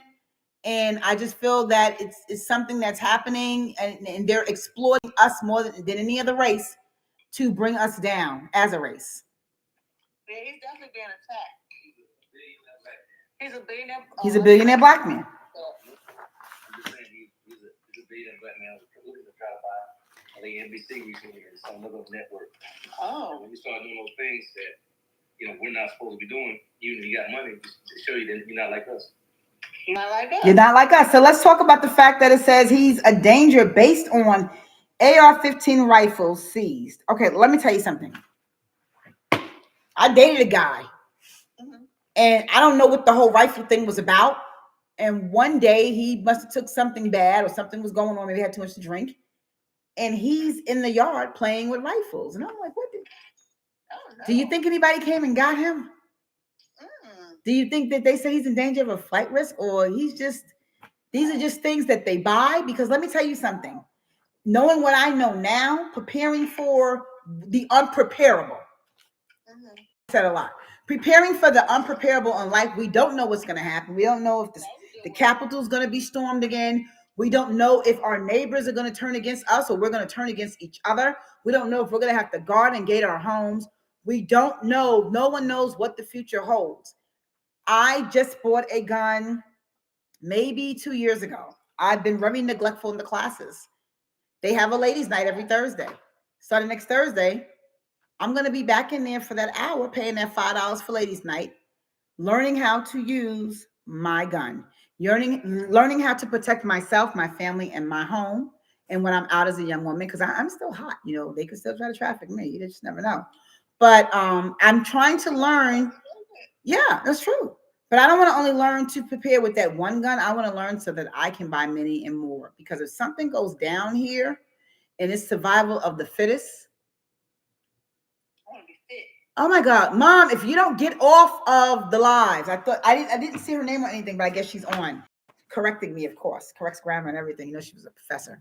But if you cannot protect yourself and your home and your family, and something's going to go down and say, hey, everybody come here. We're going to be housed here. And these are the weapons that we have. This is the food that we have. So I have weapons and I have the housing. You come with all the canned goods. You come with the blankets and the tents or whatever we need to do. Everybody's taking a turn and we're watching and we're making sure that we're safe because we're going through something. Look at what they're going through in Russia. Okay. You have to protect yourself. So if he has rifles, I'm going to say this. He's not at a flight risk for the rifles because guess what? Everyone has rights to bear arms now. And if I could afford it, and if I cleaned out my garage, I'd have all the guns there too. Okay. So yeah, I can still do it. I can clean it out this weekend. So, so when you talk about that, I don't know. It's saying that U.S. Attorney Damian Williams rejected any hints that Combs could be in danger while behind bars, while responding to a question about Jeffrey Epstein's suicide. Lies, lies, lies, lies, lies. If he goes to jail, you heard it first with me. Oh yes, I need those seeds to grow food. Something could happen. I think, I'm not feeling this. Something could happen, and I'm afraid for him. I'm afraid for him, and who's behind it? The government was behind the assassination of Martin Luther King. The government. That guy wasn't even bright enough to even know anything about Martin Luther King and what he stood for. He probably got paid $100, a pack of Newports, and a 6-pack of beer. Did you see him? Right. So Right. this is something that is trying to get rid of our men. The prisons were not enough. You know, the being arrested for drugs was not enough. You locked them up for until Clinton came along, and thank God for him then. And he was able to pardon a lot of our black men that were getting life sentences for drug trafficking, of cocaine and other drugs. But people, do you know who they were trafficking for, and do you know where they got them? Throw that paper up. Throw that paper up. Throw that paper up. Listen, let me tell you something. I don't make a lot of sense. Sometimes, no, I do make a lot of sense most of the time. Nobody just wants to hear it. But something is happening to us. And so, one of the things, and they call it supplies combs allegedly used in freak off sexual assault. So if I'm a part of a freak off, I don't know what a freak off is. I've never, my mother hates when I say it, but it's true. I've been Catholic most of my life. I still, I want to know who made that name up. freak off. Okay. I would too. I don't even know what a freak off really stands for. I have not been involved in any type of threesome or is it choo-choo train or gangbang. It's good your mother is watching. No, I'm just saying that's never been me. That's never been me. And I'm not, and this is not against any women who have been with 2 men at one time. That could have been riveting. I don't know. I don't know. It could have been just a thing. I don't know. But I haven't had that experience, but I know that people that have voluntarily like it, want to do it, want to be a part of these orgies, the Roman days, all. God, I'm just going to tell you, I'm going to say it. I'm going to say it. Back in the days with Greek mythology, okay? I did well in social studies. I know you're surprised. I didn't do good in Spanish or math. I'm terrible in math. But most of those men, when you look at even in Egyptian days, homosexuality was always a part of the harem. It was what they did. And it was with the young boys. And they were getting bathed. They preferred men over women. Ask me how I know. Do your research. I'm not lying about this. Do your research. Do your research. I'm smarter than when I give off. I know I always talk about, single and dating and this and this and that. But I've been around the world and okay? And I can't find my baby, but I found a lot of other things. But what I will tell you is these things have been going on for years. And in Greek mythology, men would court men, and it was a part of, I don't want to use the word ritual, but it was a norm for them. And the Roman gods, and they could have whatever they wanted, whoever they wanted, whether it was children, whether it was men, whether it was women, it did not matter. So this did not come from, and I'm gonna say it, it did not come from the Black descent. It did not come from the Black descent. It did not. Now, maybe Africans, and you in Africa, I was gonna say African Bambata, but that's not a good, Zulu nation, the tribes, maybe that, they did a lot of things with the women because they could, because you could have more than one wife. You still can in Muslim religions. You still can. I don't know how many women are really going for that, but you still can, unless he was a billionaire like Puffy. But I say that to say, culturally, that's when some of those type of things that came into play. Mm-hmm. But it did not start with us. No. It did not start with us. So when you talk about a freak off sexual assault, I really don't know what that means. And freak off, did you get that from Freak Nick? Did you have some Black guy who's an HN like me talking about we're gonna call it the freak off? Let's name this. Let's name this Diddy thing. And he was freaking off. So it's the freak off sexual assault. It's a freak off. Next they're gonna put Missy Elliott into it. So that's what the Get Your Freak On song was about. It's supposed to be freak off, but everybody's going down. Everybody's going down. Everybody. So At the end of the day, that did not come from us. So, I mean, and then you go into 1,000 bottles of baby oil lubricant seized.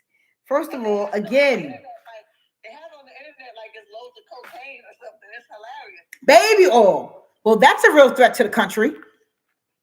That's a real threat to the country. If something goes down and I got a couple of cases of baby oil, I'm safe. Hey, you remember that movie? This Christmas, was it this Christmas? This The Christmas, Chris Brown movie. yeah, When Regina King had to sprinkle some baby oil on the floor and beat her husband because he was cheating on her. baby oil could have been for anything. It could have been for anything, people. I need some baby oil now. It could have been, he could have been a very ashy man. Ashley Larry. Kids, Ashley Larry, his kids could have had eczema. Hey, The twins, we've never really seen them in too little of clothing. But again, and let me tell you, if he's a hoarder like me, maybe his mom is a hoarder like me. And I'm going to be, everybody knows this about me. If you know me and you're watching this, anything that's free, I'm all about free, except a disease. But I'm all about free, okay? So, and except sex. I'm not with all that stuff there. But if you say, hey, I got a friend who works for Johnson & Johnson. There's a Johnson & Johnson actually in Jacksonville, Florida. Vistacon or whatever. And he has 1,000 baby oils, 1,000 mini baby oils. And I know that you're having an event coming up. He doesn't know what to do. They're probably going to come away. Do you want any of them? Well, he can give you the whole 1,000. Do you know what I'm doing? I'm getting the truck and I'm loading up that baby oil. Now I'm going to tell you, I work with a lot of different departments and different things for children, societies where even the shelters. Do you know what 1,000 baby oils could do? I'm not saying that's what it's for, but you can't pass judgment. I should have been an attorney. I always say it. I don't know if my lapse memory is too late to do so, but if it doesn't fit, you must have quit. You don't know what the baby oil was used for. So if you don't know, and if you didn't see him use it as some type of lubricant, then I don't want to talk about it. That would be me. This is me as his attorney in the courtroom. Okay. So let's talk about the record labels, all his businesses, the alcohol, which he was just buying back into, and they did not want him to buy back into it. You heard me. He was going back into Ciroc. The powers that be did not. They're like, hey, you know what? This guy, it's too much. We're doing okay without him. I heard he was also trying to buy a TV station. And that's the trend. No one stopped Tyler. No one stopped 50. You can't stop 50, baby. You can't stop 50. First of all, you can't stop 50. I don't even listen. I don't even mess with 50 on anything because some things you just don't want to touch. Okay. And I think pretty much he's keeping his hands clean. I hope he is, because we don't need anybody else going down. But that was a part of some of the things that he was doing. The clothing brands, of course, they say took him out of Macy's and all the other stores. If you see any more Sean Combs clothing, you're gonna find it in like Ross or Burlington Coat Factory, where everybody's shit goes after a while when it doesn't sell. I saw a lot of hustle gang shit there too. I was like, well, damn, they didn't took T.I.'s whole thing, and it's in Burlington Coat Factory for like $6-7. Or if you wrote a book and it didn't go well, it's at the dollar store. Well, the $1.25 store now. So these are just all ways to kind of strip him down. And if you give me the key to a city, Mr. Mayor, and I don't want to say too much because my mother lives in New York and she loves the mayor. If you give me the key to the city, you're not getting the key back. No. You're not getting the key back. That's not happening. If you give me a degree and you honor me for something that I did for your college, if you cannot return all the money to me, every penny, everything that I've done, what are we doing? Just leave it alone. Let sleeping dogs lie. I remember when he was at Howard. I don't know if he was there that year, and Guy was performing Cure for Homecoming. And he had, oh shit, so I was at one of the other parties. He bought a floor on the hotel downtown DC. And I was invited through one of his friends and through one of my best dear friends, the chef. That was his chef at the time. I won't say his name, in Atlanta. And the worst thing that I saw there other than getting my heart broken because there was so many women there that the guy that invited me paid me absolutely no damn attention. You regret that now, don't you, though? Shame on him. That's why you keep calling. Boo. Shame on him. Anyway, so paid me no attention, but we're still good friends to this day, so it's okay. But it was a lot of women there. There were a lot of rooms where activities and things were happening. Every room, every jacuzzi, every tub was loaded with champagne. And back then, our thing was Moet. We weren't Cristal. We wasn't all these new things. We had Moet of every kind. We were really doing something. And so he had these tubs of Moet, and he's like, you can drink whatever you want. And then every room was connected to each room. But let me tell you something about that night. After the concert was over and all the women are there and everybody's going to the hotel, and the people are like, he owns the whole floor, just leave him alone. No one was there beyond their will. Not even me. Nobody. Not even me. And I wasn't there for the hoopla and whatever else was going on from room to room to room because they were all attached like in a circle. It was wild. I did not witness and see anything to the eye. But I do know that things were happening. But things were only happening if you were willing. You have to be a willing. Oh man, this is hard for me this week. You have to be a willing participant in anything for it to make a connection. You can never put the onus on one person. You can't put all of this on Puffy back then, or in some of these cases, you can't put all that on him because these were willing participants. So if someone is buying you something or giving you something or doing something that you say you didn't ask for, but they're offering you things and you accept it, you are just as guilty. You are. You're just as guilty. What are you complaining about? What are you coming up with now saying these things happened to me? Because you were okay back then with the MCM jacket or the Gucci Suzuki, and the bamboo earrings, at least 2 pair, some champagne, some fun, some pictures for the pictures that you saved up with the background in the back, whatever it may be, and saying that you are a part of the whole New Jack time. You were okay with that. But now that you're older, maybe things are not going the way you want, or maybe you didn't get the outcome that you wanted. These things are now a problem. And they're showing your history is now becoming a part of this man's future. And that's wrong to me. It is. That's wrong to me. Because again, it is not all on him. And so I haven't seen any pastors, any bishops. I haven't seen anyone come up and like want to really speak on his behalf from the church, from the communities. I'm not sure why that hasn't happened, but this man, as we wind down, another 18 minutes to go, we don't know what is going to become of this. But what this man needs and all our Black men need, they need a lot of prayer right now. They do. They need a lot of prayer. And I feel he was also ambushed. He came to New York to basically start the case, find out what they're trying to charge him with, and you kept this man. Mm-hmm. You locked him in the sense that we don't know if he's going to flee. We don't know what he's going to do. And the best way to get him in, we know he's going to come in, is just to say he's just coming in to talk about blah, blah, blah, blah, blah. And we're going to have an arraignment date, whatever it is. But you went a step further, Miss White Judge.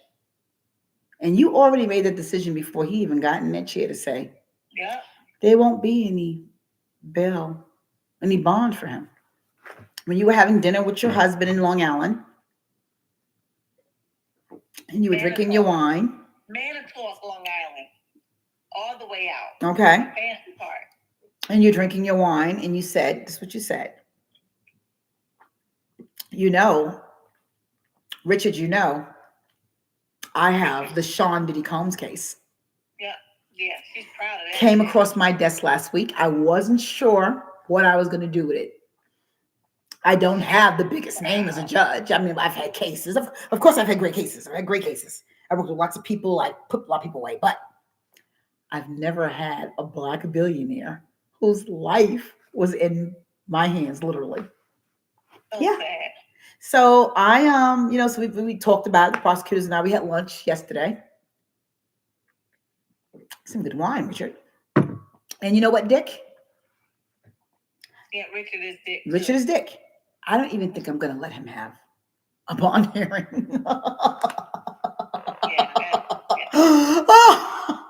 Oh, oh, I almost choked on my rear steak. I don't think I'm going to do it. What do you? I mean, like, rare, very rare. This could be a big thing for me. I mean, I could really be that judge now. Yeah, I don't like what he did. I saw what he did to Cassie. I saw, and then she grabs some wine and she pours a little more. And Richard, he's cutting his meat. He's like, "You got to be kidding me, Martha." No, I'm not kidding you. Whatever her name is. If you know what the judge's name is, you can chime in. I saw what he did to Cassie. It was brutal. It was inhumane. It was animal-like, and it was. Monique Blue is saying it was. It was fucked up. That's me. That's my version of it. Fucked up. I'm not going to go through all the names and break it down to every little thing. And I saw what he did, and I'm so happy that she's happy now and she's able to have peace with this and come out. And she's married to one of us. Yeah. She should have never been with that man. I don't care how much music he made, how many videos he was in. I mean, like, what happened to the Bentley Farnsworth guy? I've seen some stuff. I was back in the days in college and in law school. Listen, he's staying out of this shit, Kara. He's staying clear of all this shit. Bentley Farnsworth, you need to open up an umbrella shop if you have not already. I thought he should have did that by now. I think he did some type of umbrella or something, but or did he have socks or something? Or whatever he had, he said he ain't in this shit. Bennett ain't He don't. Bennett ain't in. He don't want nothing to do with it. I have a funny story about him another time too. But she is. I don't care what you say. It's gloating, and it's different when you have a black judge, and you have whether it's a black female judge, and we have a wonderful one here. We have a lot of wonderful black communities all over the world that are females as well, and females and males, and we kind of look at cases and situations as we're looking at our own children. I don't care what you say. A white judge, whether it be male or female, any other culture, even if whether it's Asian, Hispanic, no, I'm not going to put them in that boat because we're all people of color. all brown. We're all brown. But anyone else is never going to look at, she will never see Diddy as her son. Never. She will never see, okay, what's going to be the best way to handle this? What's the best jurors to get? Do we move it here? How do we handle such a high profile case? She's looking at what's in it for her, what's in it for the city, what the outcome could be, the example that could be made from this. And so that's something else that's another strike against him. And I just kind of feel like, I'm going to give a perfect example before we wrap up in the next 12 minutes. In Brooklyn, in the Hasidic community, there was a man who's Jewish, who they said that they have these tunnels underneath as they're going to the synagogue. I heard. He raped and murdered a young boy at the age of 9. Okay, I can't make this up, and I would never want to make up something so tragic. And the police tried to get involved. The city of New York tried to get involved, and basically they allowed them to do something that I don't think I've ever really seen, and I still don't know why. And I shop in Brooklyn all the time, and I'm out there with my mom, and I go into the area, where it's that you can't even get an apartment in this area. You're not allowed. It's only for them. They allowed the commissioner or whoever them to say, we handle our own. And although he committed this heinous crime against an innocent young boy, he raped him and murdered him. And this is why the show is not for kids. It was said that the man said he was a Jewish 9-year-old that was raped and killed by another Jewish man, and we are all from the same culture and descent. So let us handle our own. This is not for you to intervene. We will deal with this. We will deal with what we're going to, the trial. We will deal with how he is going to be sentenced. We will deal with all of that. And do you know they let him? And I'm not lying. Look it up, people. You can look it up for yourself. They allowed that community to mourn privately, to leave cameras out at a distance where they could not be in. Media was not allowed to interview anyone, and nor would their culture allow them to even speak on it. Wow. And that's a strong. That's something that I know our culture is not, because we got too much black on black crime and fighting baby mamas and all this other nonsense to see the bond of having that much discipline amongst the culture. Okay. So that's why we don't do it. We can't do it. But they allowed them to handle something as heinous as a rape of a 9-year-old and a murder. And you never heard about it again. We don't know. They handled it themselves. We don't know if he's in a New York jail. They said something about he's sick. We knew he was sick. So we don't know if this man's in a mental facility for the rest of his life. We don't know if his father had a bunch of money. But either way, the Jews were allowed to handle this amongst their community privately. Why is it that everyone else must intervene when crimes are against us? Why is it we were not allowed to jump up in Bill Cosby's defense and say, listen, this, you're not doing this to this brother? Right. And why is it we don't support and back each other enough so that these things don't happen? So that all of this right here with documentation and what everything says, and this case and that case and everything inexcusable, and people that were paying off to cover things up. Why is it that we allow people to make a mockery not only of the men that are being charged with these crimes, but of our culture? The whole thing. We run and we hide. We are step back. We have no comments. We have no nothing, because maybe you was a part of something. Maybe you did it. Maybe you didn't. Maybe you was with the Diddy movement. I don't know. I can't say something is right or wrong. I can't say if you have 6 girls, four are 16, 2 are 17, and then their cousin came as a 7th person and she's only 15, wants to get her in action. And like, what do you? I don't know. I was not there. I never did things like that. But why is it that we're so quick, and respect the time I'm looking, to condemn our own race? Why is it we're not getting together as a community and praying? Why is it we're not getting together as a community?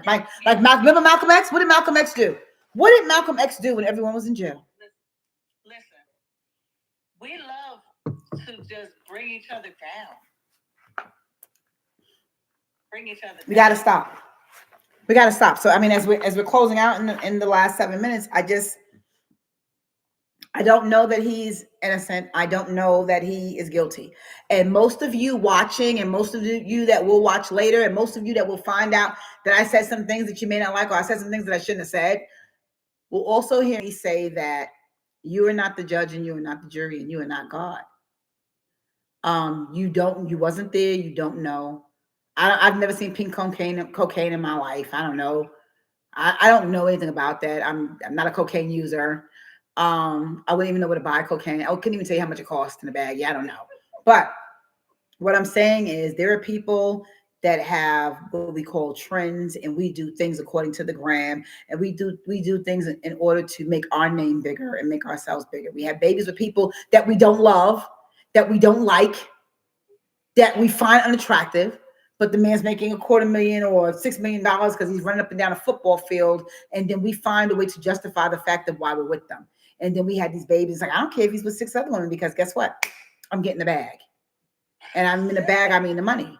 So we put ourselves in these situations, but then when things like this happen to a Diddy, knowing we've been playing along the whole time, we're like this. Or we're like this. Good for him. He deserved that. He did that.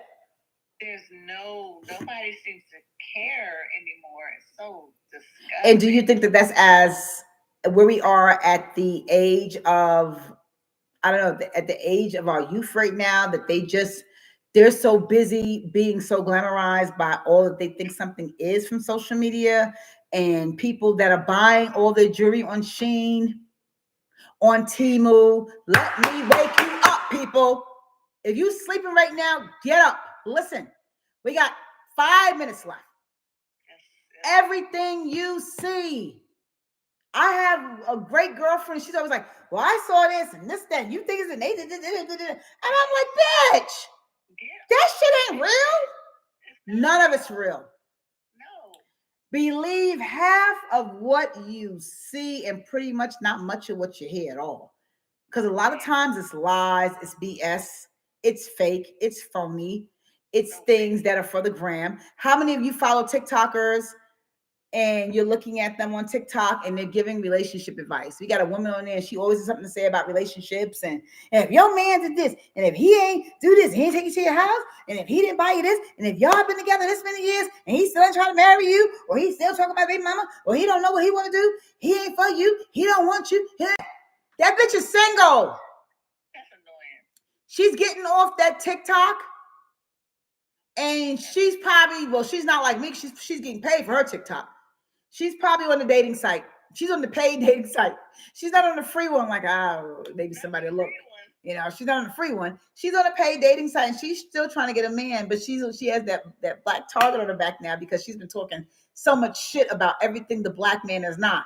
But baby, somebody stand up right now and talk about what the black man is. Somebody stand up right now and talk about what the black woman is. Talk about how far we've come. Talk about how intelligent we are, from the electricity down to the peanut butter. Okay?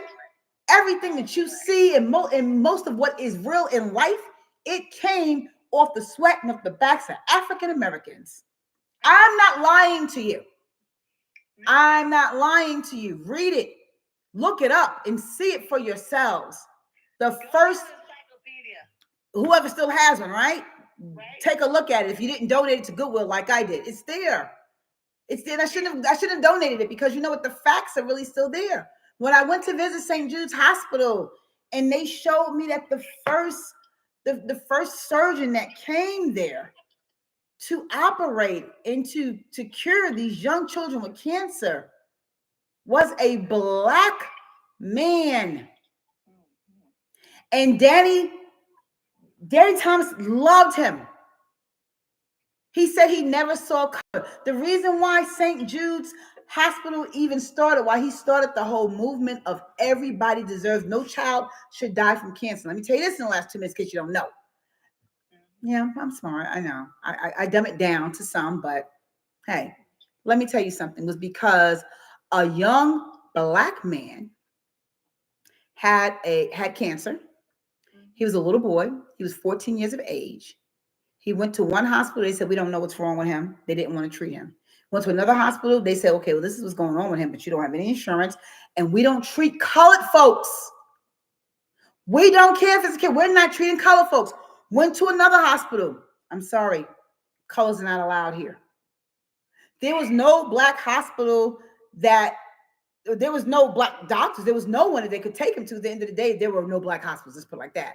There was no clinics on the side of the street or anything else that could actually take and cure this young boy, or help with treatment, or really do look into seeing, well, what's wrong with his cells, what's happening here, is it his white cells, his blood cells, what's causing the leukemia, like what's going on here. And Danny Thomas read it, and he read it, Marla's his daughter, Marla Thompson, and read it in the paper. And it was saying, color boy not allowed to hotels because of rare disease, blah, blah, blah. And he found this doctor and brought him to the small facility then and cured him. And then that's when they said, we're going to make the biggest hospital for all children of every color that exists. And we're not turning anybody away. We don't care if they have the money or not. We're going to find the money. We're going to get the money. That's so beautiful. I hope I didn't say his name wrong, Dan, but you know what I'm talking about. They can Google it. But you're so funny. But guys, give some grace to Diddy. I know we're up right now. We're up right now on our stream. We're up right now on our YouTube. You can find us on YouTube. Ja's going to cut and edit and do everything she needs to do. And we will talk about this again, probably not next week. Kira, blessings to you tomorrow. You're going through your procedure. So you know what? You're a great Black woman. You've done many things with many people, and we just need you to hurry up and get better. Yes, And ma'am. take your time and heal. And if you want to lay on the bedside and we get this going, that's exactly what we're going to do. Okay? No one left behind. Let's take care of each other. Let's love each other. I know, we just got to do better as a race. And we are not the judge and the jury. Only God can judge us, in the words of Tupac and others. And we just wish everyone that's involved in this and that's going to get involved and that's going to be attached to this and doesn't even know yet that they're coming for you. They're coming for you. We ask for prayer across our cities, prayers for all our young Black men that are watching this, our older Black men, our men that are going through anything. And we ask for the strength just to rebuke the devil of the things that you're doing wrong, correct it now, get out of it now. Prayer works, prayer helps. And we will definitely see you all next week. Besties. Love you. Kara, I'll see you tomorrow. Love you. Thank you all for joining. This is yes, my you guys get it's my heart. I'm not good at making hearts anymore. Yeah, no crip sign. Oh, that was a crip sign? Oh. Okay. Bye, everybody. See you next week. Bye.